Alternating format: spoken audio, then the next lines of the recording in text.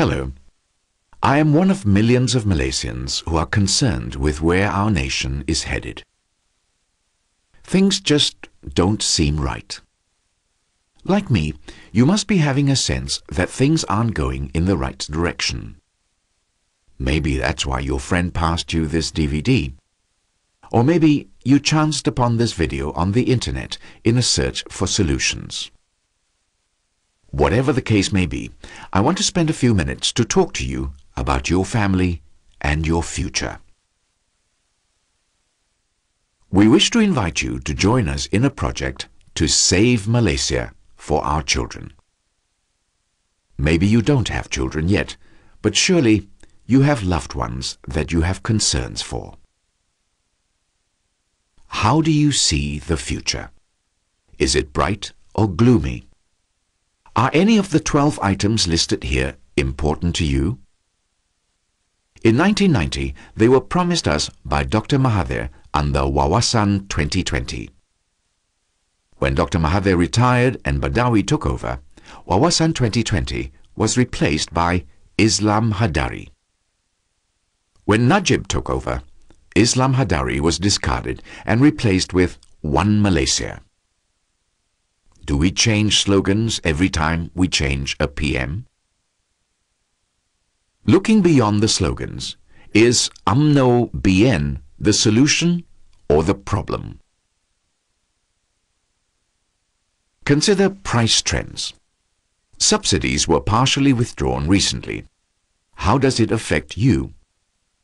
For over 40 years, we were told inflation lies between 2 to 4%.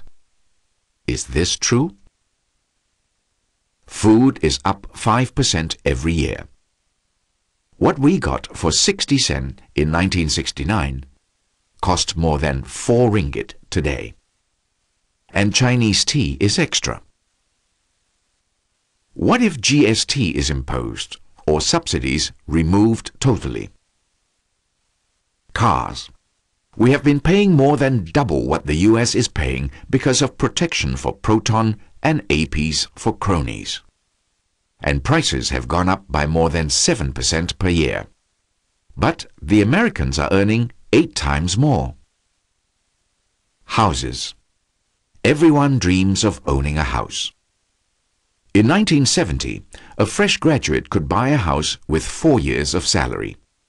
Today, the same house will take 28 years to pay off. Our parents have to pay the down payment for us, and we spend the rest of our working lives to pay it off. How is it, after 40 years, things are much worse? We are supposed to be headed for developed nation status, not going downhill.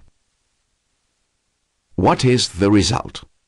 We stay in smaller houses, we live further away for cheaper housing, we waste more time commuting. Our earning power drops. Can it get worse? You bet. This is a typical pyramid of power with the lower class at the bottom and the ruling class at the top.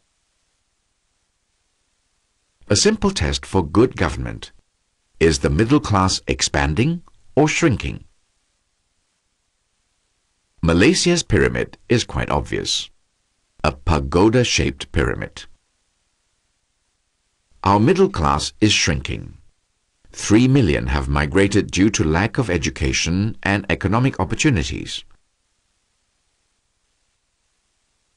Another 3 million were brought in from Philippines and Indonesia through Sabah under Project M. Furthermore, the drop in purchasing power pushed millions from the middle class to the lower class. If this trend continues, we are headed for a failed state like Myanmar. Evidence of the Myanmar middle class is all around us. We see them running our restaurants. By 2020, we will be an exporter of maids and labourers.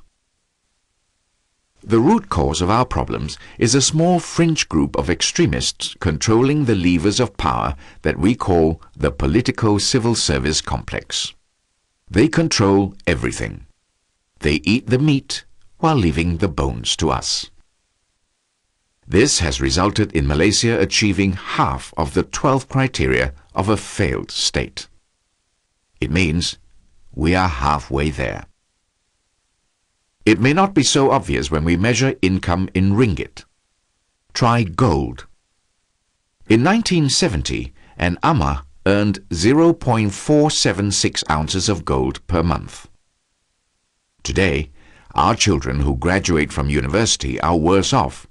They only earn 0.425 ounces of gold per month. In fact, half an ounce of gold matches the European standard for poverty in Malaysia. It is 2,000 ringgit per month household income, and 40% of households live below that level. Look at the chart. We had 40 years of NEP, which was supposed to eradicate poverty irrespective of race. 42% of Malays, 24% Chinese, 31% Indian, and 82% Orang Asli, Orang Asal live below the poverty level. Clearly, the NEP has failed us. What happened? Three things are killing us: inflation, foreign labor, and corruption. We are squeezed from top and at the bottom. We gave power to UMNO BN for too long. They became corrupt. They abused the instruments of government such that they could not be removed in elections. Consider how biased the SPR is. How they gerrymander the electoral boundaries to favor UMNO.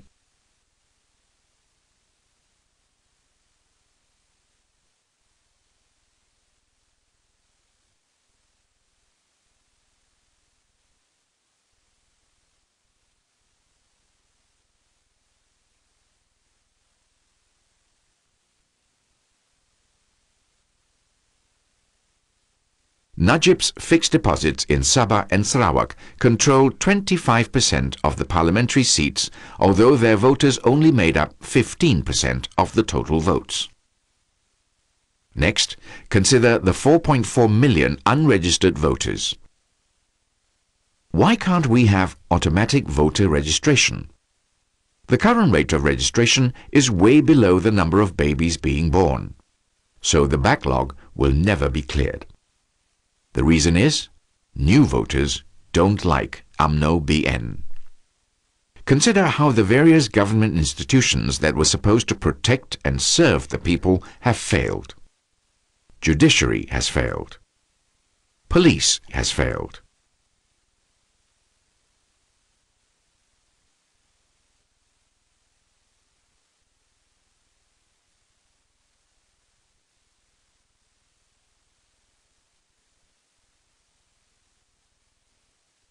MACC has failed.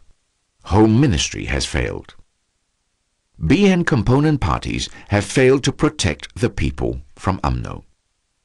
Churches are bombed over an issue artificially created by the Home Ministry over the word Allah. Natives are raped, oppressed and abused, and yet the authorities turn a blind eye despite overwhelming evidence. In politics, things don't happen by accident, so we can assume the authorities are involved. Even the Orang Asli are coming out to protest. Why is the government oppressing the people? Clearly, the government treats the people as slaves to be exploited and to be suppressed to prevent them from overthrowing UMNO. If Anwar can be beaten up like this, are we safe? 100,000 peaceful demonstrators appealing for free and fair elections were attacked by the police. 30,000 Indians asking for justice were attacked with chemical water and tear gas. It is clear that a system of oppression and psychological warfare is being waged against the people. To achieve our dreams, we need national unity. But UMNO is the biggest obstacle. So the solution is to reject UMNO by the next elections. We have 5 options. Take whichever one suits you. Remember, Bersih 2.0 is very important. You can start with voter registration. Please contact the person who passed you this DVD to find out how you can contribute to change for a better Malaysia. Thank you for listening. Take action now.